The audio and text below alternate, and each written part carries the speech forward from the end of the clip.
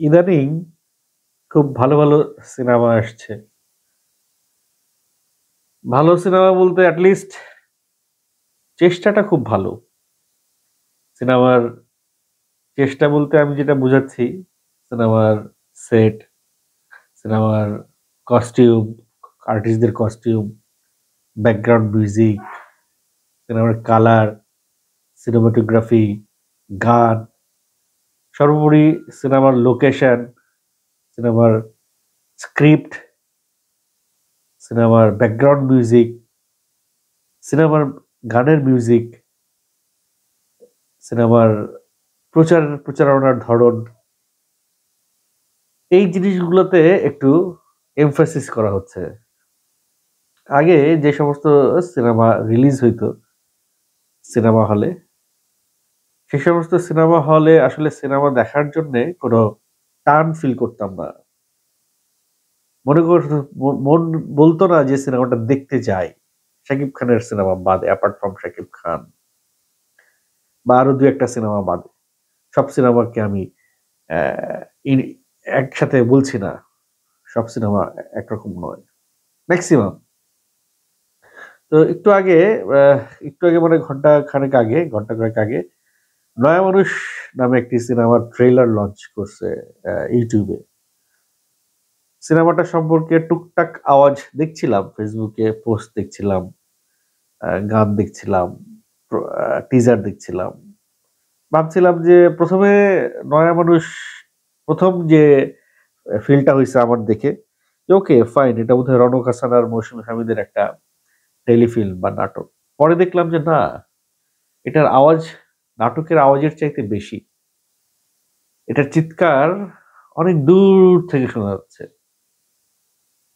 পরে আস্তে আস্তে রিয়ালাইজ করলাম এটা আসলে একটি সিনেমা।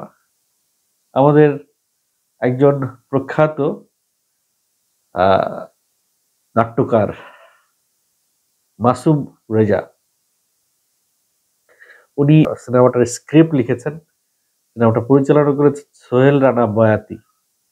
আর এ.এম.এম হাসানুজ্জামানের একটা উপন্যাস থেকে বোধহয় এটা নেয়া হয়েছে।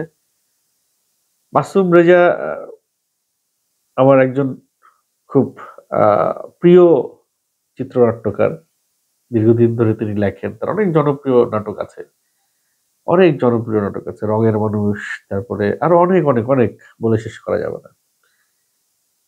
তো কমলচন্দ্র দাস, তার ক্যামেরা ওয়ার্কও আমি জানি, জাতীয় চলচ্চিত্র পুরস্কার পাওয়া একজন ডিওপি।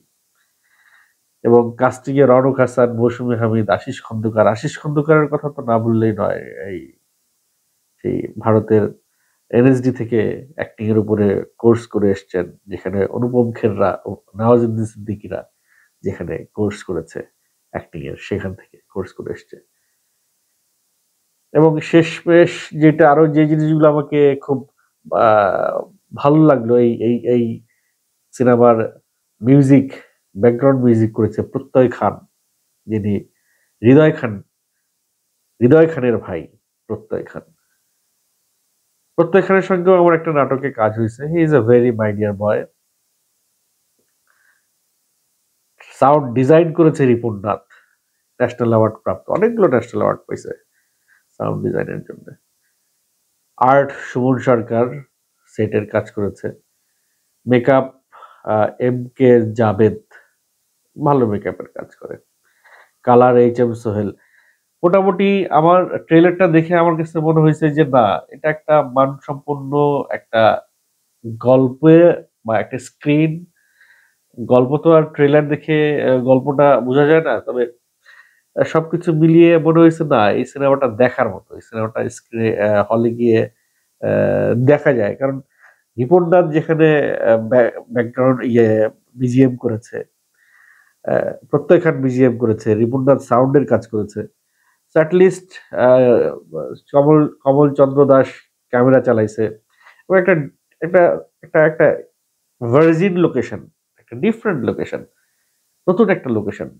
সবকিছু মিলিয়ে দৃষ্টিনন্দন একটা মানে সিনারি আপনি দেখতে পারবেন স্ক্রিনে, হলে বসে।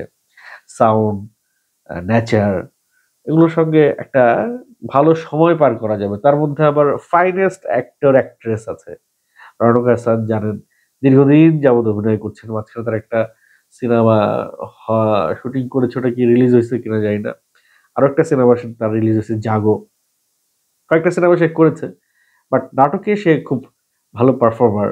মৌসুমী হামিদ অলরেডি শাকিব খানের সঙ্গে সিনেমা হয়েছে। তাছাড়া মৌসুমী হামিদের শাকিব খান ছাড়াও মৌসুমী হামিদের অনেকগুলো সিনেমা রিলিজ হয়েছে। সিনেমা, নাটক, বিজ্ঞাপন সব জায়গায় মৌসুমী হামিদ খুব ভালো পারফর্ম করছে। দেশের বাইরে ইন্ডিয়াতে গিয়েও সে ইন্ডিয়ান সিরিয়াল করে আসছে। তো সেই জায়গা থেকে Moushumi Hamid was one of the finest actress. অন্যান্য যারা আছে অভিনয় শিল্পী সবাই খুব ভালো ভালো অ্যাক্টর নিয়েছে। একটা ভালো আয়োজন হয়েছে। পুরো বিষয়টা ট্রেইলারটা দেখে আমার কাছে মনে হয়েছে যে একটা ভালো আয়োজন হয়েছে। গানগুলো, বিশেষ করে গানের কথাগুলো খুব মনে গেঁথে যায়। মিউজিকটা মনে ধরার মতো মিউজিক। সব মিলিয়ে নয়া মানুষ সিনেমাটা হলে বসে গল্প আমাকে কতটুক এই পরিচালক সোহেল রানা বয়াতি গল্পের চিত্রনাট্যটা কতটুকু গাঁথতে পেরেছে, চিত্রনাট্যটা কতটুকু স্ক্রিনে গাঁথতে পেরেছে, কতটুকু সে ক্যামেরা স্ক্রিনে দর্শকদের ধরে রাখতে পারবে, সেটি তো সিনেমা দেখার পরে বলতে পারবো। কিন্তু সিনেমা দেখার আগ পর্যন্ত আমার কাছে মনে হচ্ছে হ্যাঁ, আমরা এই ধরনের সিনেমা হওয়া উচিত। দেখেন, কিছু সিনেমা হয় কমার্শিয়াল, যেগুলোতে মারামারি থাকবে, অ্যাকশন, কাট কাট ডায়লগ থাকবে। এই সিনেমার ডায়লগ যে কটা শুনলাম তাতে আমার ডায়লগগুলোও খুব ভালো লাগছে। তো কমার্শিয়াল ফ্লেভারের বাইরে কিছু সিনেমা হয় যেগুলো আসলে মনের খোরাক, একটা মানসিক শান্তি দিবে আপনাকে, একটা পিস দিবে। সেই ধরনের একটা গল্প মনে হচ্ছে আমার কাছে ট্রেলার দেখে। বাদবাকিটা সিনেমা হলে গিয়ে সিনেমা দেখে বলতে পারবো। অবশ্যই সিনেমা দেখার পরে রিভিউটা আপনাদেরকে জানিয়ে দিব।